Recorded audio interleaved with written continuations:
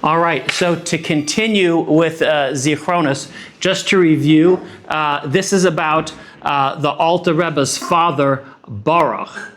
He was orphaned when he was 14 years old from mother and father, and he dealt with it very, very poorly. He basically ran away from home, and he was wandering for 3 years until he finally was, in a sense, saved by Avram the gardener, became engaged to Avram the gardener's daughter, went back home to Vitebsk, and his older sister, Devorah Leah, was now married to Yosef Yitzhak, who's a rabbi in the town. He's the dean of the school, and he is a follower of the Baal Shem Tov, but he doesn't know that. And Yosef Yitzhak is now making a big impression on him. And we said before that Baruch had some strange behaviors, which he's now going to start, that he has been reflecting on. And he's starting to change. And before he gets married to Avram the gardener's daughter, he wants to go back and revisit some of the towns where he spent those 3 years. And one of the towns that he revisits is Yanovitch. And he specifically wants to go back and visit the rabbi in the marketplace, Zalman Chaim of Yanovitch. And he talks about what happened when he first went to Yanovitch. When he first went to Yanovitch, he really doesn't like being around people. He does everything possible to avoid people and to not get close to people. So he went to the worst possible synagogue. He went to the gravedigger's shul.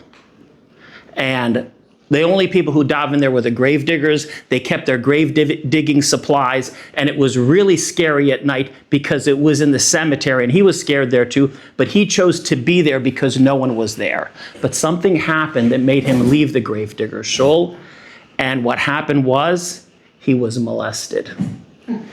A gravedigger got drunk and attacked him and embraced him, and he was traumatized by the event, and he realized, I cannot be there again, I don't want this to happen. So he went to the shul in the marketplace. Now, that's pretty weird. That was a beis medrash in the marketplace, and this beis medrash was basically a Chabad house. The Frierdiker Rebbe is now laying out the plan of where a Chabad house came from. Zalman Chaim is a rabbi there, and he befriends a wealthy cattle merchant, Bear. And he convinces Bear to open up a beis medrash in the marketplace. Why? He says, look, the marketplace is a busy place. There's a lot of Jews there. We can do a lot of, instead of making them have to go to shul, let's bring the shul to them.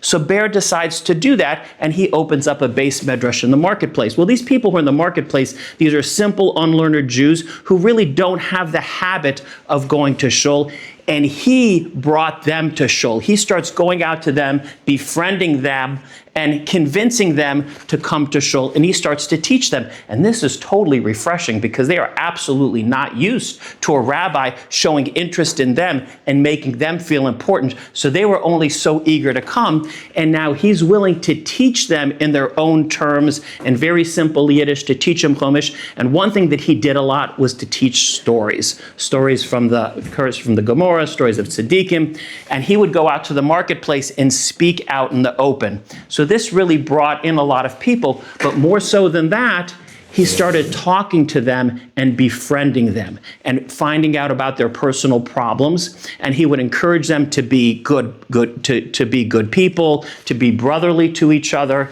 and to make sure that their children got a Jewish education. Because the character of these people in the marketplace wasn't so good. They cursed, they yelled at each other, they weren't necessarily that honest in business. So there was a lot of improvement in their behavior, which could be done, and he encouraged them to improve in a better way. And the other thing that he did was he started a free loan fund. He would collect money from the wealthy people and collect monies in the pushkas, but he wouldn't keep the money for himself, which is typically what the shamash would do, because that's how you paid for the shamash.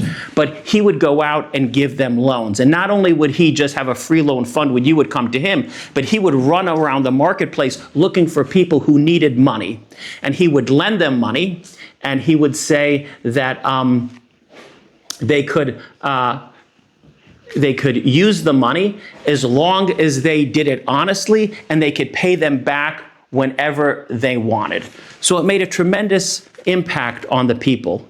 And there was a wealthy miller, Mordechai the miller, and he convinced him to build a beis medrash in the town that he lived in that was outside of Yanovitch, which he did. And Zalman Chaim helped him get his two older daughters married. So the oldest son-in-law that got married, Avraham, he started teaching in the beis medrash, and people really liked it. He would teach it on very simple terms, but he ended up becoming a rabbi. So he had the second son teach in the beis medrash, Zalman Labe. Well, now the problems start. Zalman Labe, who's a big Talmid Chacham, he's arrogant. And he doesn't want to teach these simple people. They're beneath him. He's not willing to do it. He doesn't want to associate with them, and he denigrates the simple people. So Mordechai feels bad. So he decides to hire someone to teach the people in shul. He'll pay a third. The community will pay 2/3. And he hires a widow, Reb Baruch. And Reb Baruch comes to town. He's an extremely learned person. And he starts befriending people, and he starts teaching them in simple terms, and everybody loves him, and this makes Zalman Chaim extremely, extremely jealous. And he also realizes that he's as big a Talmid Chacham as he is. He's much older than he is, and he spent most of his time just learning. So now he gets jealous, and he starts, well, I wouldn't say, he's not cursing him, but he's calling him derogatory names. Bear the ignorant one. And he gives many examples of things that he does to basically make his life miserable, so that he has to actually move out of the house of Mordechai, because he was living with the miller, has to go live with the tailor. And Zalman Labe is relentlessly making Bear's life difficult. So Mordechai the miller sees this, and he says, you know what? I bought a business in Yanovitch. Let's move out of town and let's move to the marketplace. So his son-in-law lives with him, so he leaves. So finally Bear can be there in peace, leading the community, and he moves into the marketplace, and Mordechai becomes the shamash, and now Zalman Labe can teach more educated people, because there are some Talmud scholars there. So he starts teaching Gemara. He's very happy, and he has 3 or 4 or 5 people who he teaches a Gemara class, and it's actually very good. He's a very smart guy. He's a very good teacher. But Zalman Chaim, the shamash, who's very popular with people, his shir has 100 people who go to it. So what happens? Zalman Chaim becomes very jealous, and now he displaces his wrath on, so Zalman Labe displays his wrath on Zalman Chaim and starts denigrating him. And he can't believe it. He can't believe that this person's doing it. He's done nothing to him, and he's now criticizing him, and Mordechai feels bad. So he feels really bad because, look, I made this shidduch. I brought this guy into the community. I had to marry Mordechai the miller's daughter, and now he is spewing his venom on everybody, and he's arrogant and he's jealous. So he has to figure out, how am I going to deal with this person, and how am I going to change him for the better? So how does he do it? So he figures out, how am I going to improve this person? So what does he do? He praises him. As much as Zalman Labe criticizes Zalman Chaim, the shamash of Yanovitch, Zalman Chaim, the shamash of Yanovitch, is now praising him. And telling everybody how he's a big gadol, you should go to his class, he's a terrific person. So for all the bad that he's getting, he's only returning it with good. And Zalman Labe now feels bad. He's like, oh my God, I've been treating this person so bad. The worse I treat him, the better he treats me. And now he starts feeling guilty, and he starts changing. And this is where Baruch left Yanovitch, and now he comes back to Yanovitch to see how it is. He wants to meet Zalman Chaim. Zalman Chaim has left. No one knows where he went. He left, But now Zalman Labe, the person who's spewing the venom, he is an entirely different person. He is teaching the people in simple Yiddish.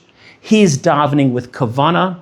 He's reading books of Musar and books of the Maharal of Prague. And he sees the way he treats his wife at home and his kids, and he is entirely transformed.